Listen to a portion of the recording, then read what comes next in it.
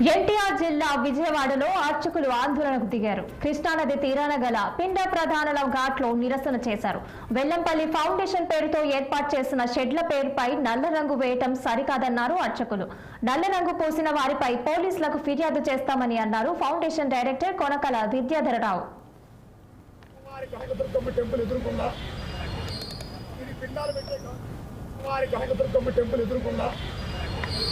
ఇది పిండాలు పెట్టే ఘాటు. ఒకప్పుడు దుర్గా ఘాట్లో కార్యక్రమాలు చేసేవాళ్ళం.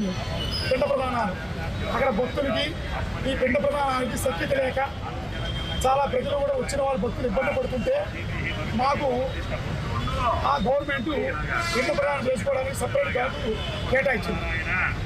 ఆ ఘాట్లో మేము ఇన్ని సంవత్సరాల బట్టి కార్యక్రమాలు చేస్తున్నాం. కానీ మాకు వర్షం వచ్చినా, ఎండ వచ్చినా, వాన వచ్చినా అన్నిటికి తెలిసి మాకు వచ్చిన బియ్యాలు కానీ ఎవరైనా కార్యక్రమాలు చేసుకుంటే వాళ్ళు ఇచ్చే బియ్యం కానీ మాకు ఎప్పుడు ఇచ్చినా కూడా అవన్నీ కూడా వర్షాకాలం అంటే వర్షాకాలం తెలిసిపోయాయి. ఇంటికి కూడా ఏం పట్టుకెళ్ళేవాళ్ళు కాదు. చాలా ఇబ్బంది పడుతుండేవాళ్ళు.